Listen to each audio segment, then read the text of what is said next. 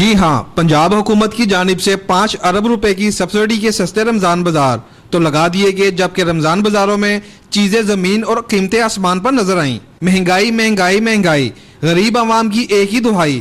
جب پاک نیوز کی ٹیم نے سمنا باد ٹاؤن میں سستے رمضان بازاروں کا دورہ کیا تو عوام بلبلا اٹھے۔ رمضان سے پہلے ہی مہنگائی اتنی بڑھا دی تھی کہ اب گھٹا بھی رہے تو کیا فرق پڑتا ہے؟ پہلے 10 روپے یا 15 روپے کلو آلو تھے، اب 30 روپے مل رہے ہیں۔ سستے رمضان بازاروں میں سیکورٹی انتظامات انتہائی ناقص، واک تھرو گیٹ خراب، جبکہ سیکورٹی اہلکار ٹھنڈی ہوا کھاتے ہوئے نظر آئے۔ سستے رمضان بازاروں میں جس کی لاٹھی اس کی بھینس والا راج قائم۔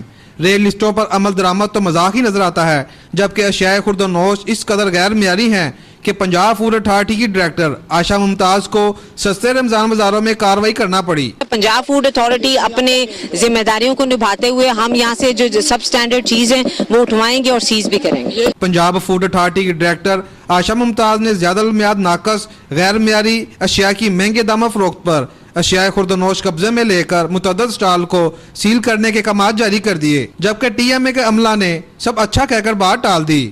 کیمرہ مین عمران مغل کے ساتھ رانا شہزادہ الطاف، پاک نیوز، لاہور۔